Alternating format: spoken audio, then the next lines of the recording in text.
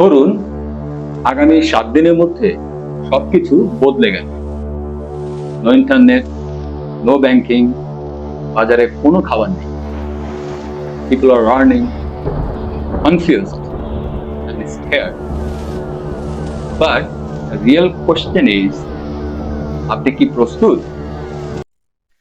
আসসালামু আলাইকুম, hello everyone, welcome back to my channel learn and grow with Noman. আজকের ভিডিওটা কোনো ফিয়ার বা ভয় তৈরি করার জন্য নয়।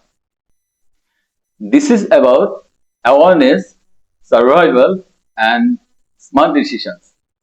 কারণ ইতিহাস আমাদেরকে একটা জিনিসই শেখায়, যারা প্রিপেয়ার থাকে তারা সার্ভাইভ করে।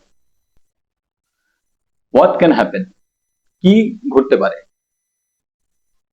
ফার্স্ট আসে ইকোনমিক্স কলাপস, চাকরি চলে যেতে পারে, ইনফ্লেশন স্কাই রকেট হতে পারে।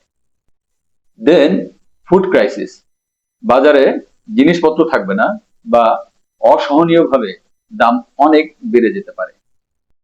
কমিউনিকেশন ব্রেকডাউন, নো ইন্টারনেট এবং আনস্টেবল নেটওয়ার্ক। সিকিউরিটি রিস্ক, চুরি, chaos, আনসার্টেনটি অনেক বেড়ে যাবে। And the most dangerous one is mental breakdown. People panic, and panic is more dangerous than war itself. এখন আমরা দেখে নেব স্টেপ বাই স্টেপ কি কি সার্ভাইভাল স্টেজগুলো আমাদেরকে মেনে চলতে হবে। Step 1, awareness. First thing, panic না হয়ে আমাদেরকে দেখতে হবে হোয়াটস হ্যাপেনিং, কি হচ্ছে, কি ঘটতেছে। কোনো দ্রুত রিঅ্যাকশন করা যাবে না। Don't react. Step 2, financial control. Cash is king in crisis moment. কিছু ক্যাশ হাতে রাখুন এবং আননেসেসারি যে অতিরিক্ত খরচ আছে তা কমিয়ে আনুন, এবং ইফ ইট ইজ পসিবল ছোট্ট একটা সাইড ইনকামের ব্যবস্থা করুন। ক্যাশ বলতে ধরেন মিনিমাম 3 থেকে 6 মাস, কম করে হলো ক্রাইসিস মোমেন্টে 3 মাসের মিনিমাম রাখতে পারলে ভালো। Step 3, essential stock. Don't wait for the last moment.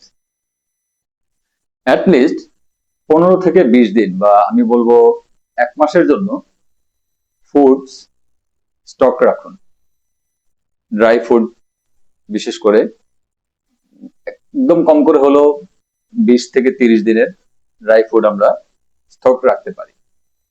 তো জরুরি মেডিসিন, এগুলো আমাদের বৃদ্ধ পিতামাতা বা প্রয়োজনীয় সবার লাগবেই, এমন কিছু জরুরি এই মেডিসিন গুলো আমরা রাখবো।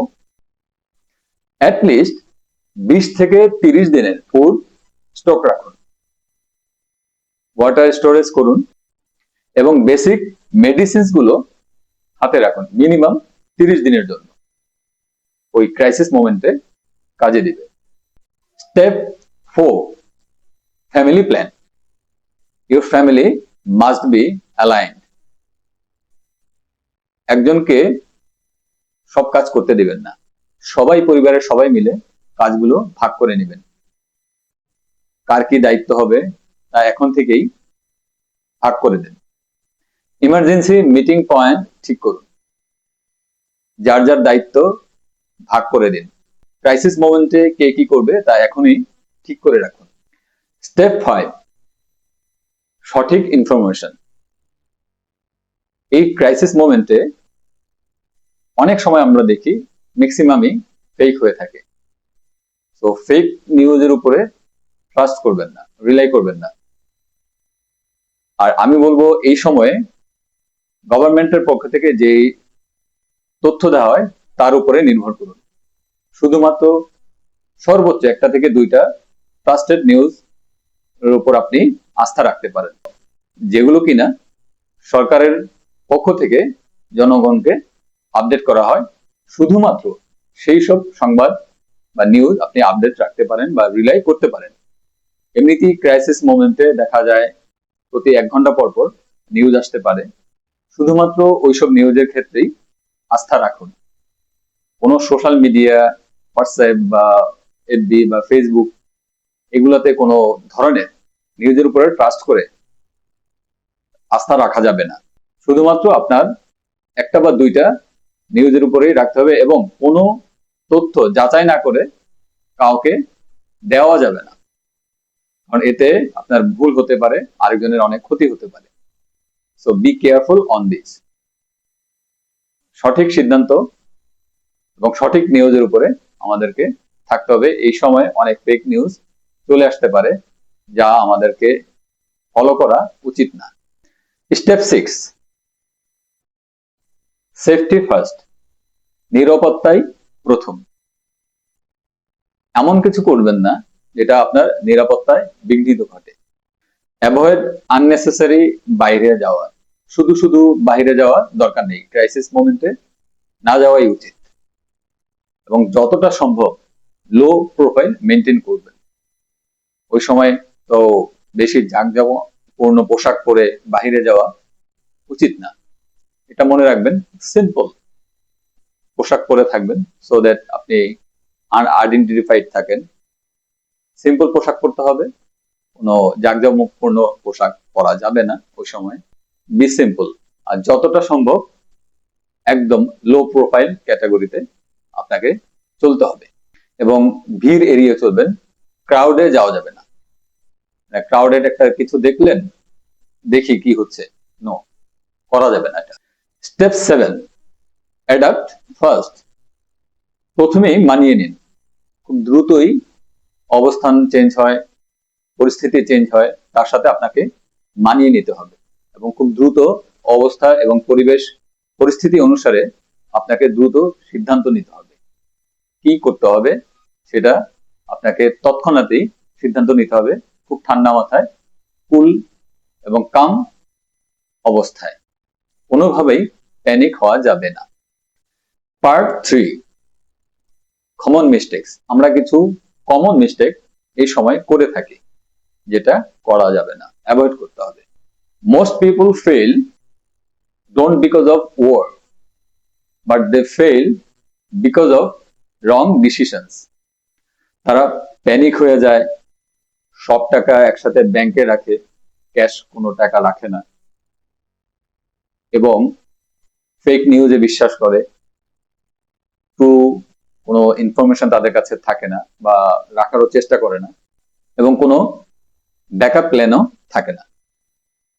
এইসব কিছু কমন মিস্টেকস ক্রাইসিস মোমেন্টে হয়ে থাকে। আগে থেকে আমাদেরকে প্রিপারেশন নিতে হবে। একটা জিনিস মনে রাখেন, যে এখন হবে না, কিন্তু কখন হয় বলা যায় না। আপনি যদি এখন বর্তমান বিশ্ব পরিস্থিতির দিকে তাকান, দেখবেন যে বিগত বেশ কয়েক বছর ধরে আজকে এই দেশ, অন্যদিন আরেক দেশ, কোনো না কোনো দেশের সাথে একটা না একটা যুদ্ধ বিগ্রহ লেগেই আছে, চলতেছে।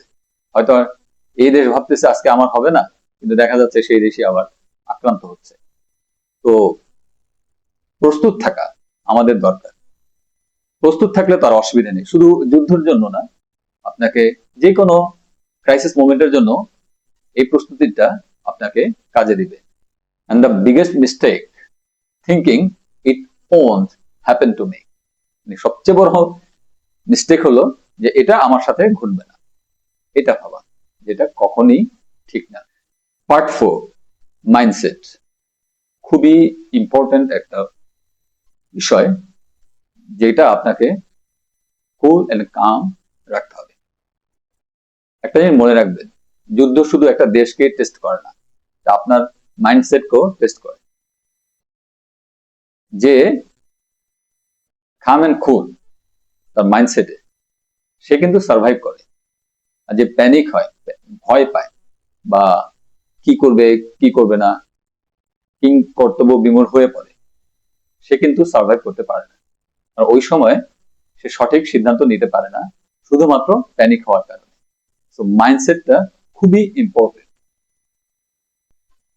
So be the calm and cool person in your family. Crisis মোমেন্টে আপনি যদি কুল এবং কাম থাকেন, শান্ত থাকেন, স্থির থাকেন, তাহলে আপনি দ্রুত সঠিক সিদ্ধান্ত নিতে পারবেন। কারণ আমরা অশান্ত থাকলে, অস্থির থাকলে ওই সময় সঠিক সিদ্ধান্ত নেওয়া যায় না, ভুল কোনো সিদ্ধান্ত আমরা নিয়ে নিতে পারি, যেটা আমাদেরকে ওই ক্রাইসিস মোমেন্টে ভয়ানক পরিস্থিতির মধ্যে ঠেলে দিতে পারে। Preparation doesn't mean fear, it means control. প্রস্তুতি থাকা এটা মানে এই না যে আপনি ভীত বা ভয় পাচ্ছেন, এটা মানে আপনি ওই সময় পরিস্থিতিটাকে আপনার কন্ট্রোলে নিয়ে আসতে পারেন শুধুমাত্র প্রিপারেশন থাকার কারণে, প্রিপেয়ার্ড থাকার কারণে। সো প্রস্তুতি নেওয়াটা আগে থেকে ভালো, উত্তম। এটা মানে এই না যে আসলে আমি ভয় পাচ্ছি এই জন্য করতেছি না, তা না। মানে বুদ্ধিমান মানুষ মাত্রই যে কোনো বিষয়ে ক্রাইসিস মোমেন্টের জন্য আমরা প্রিপারেশন নিয়ে থাকি। সো আমাদেরকে প্রিপেয়ার্ড হতে হবে, আমাদের ফ্যামিলি মেম্বারদেরকে এইসব বিষয়ে জানাতে হবে, আলাপ করতে হবে। তাহলে আমরা যে কোনো ক্রাইসিস মোমেন্টে আমাদের পরিবারকে, পরিবার সদস্যদেরকে, সবাইকে আমরা নিরাপদে রাখার আশা রাখতে পারি বা করতে পারি। আপনি যদি আজ প্রস্তুত থাকুন, কাল আপনি অন্যদেরকেও গাইড করতে পারবেন। Please subscribe for more real life survival, growth and clarity. If you found this video valuable, please এই ভিডিওটা শেয়ার করুন আপনার ফ্যামিলি মেম্বারদের সাথে অথবা আপনার পরিচিত কারোর সাথে, যার এই ভিডিওটার যে মেসেজ এর মাধ্যমে তার কোনো উপকারে আসে। Thank you very much for watching this video and staying with Learn and Grow with Noman.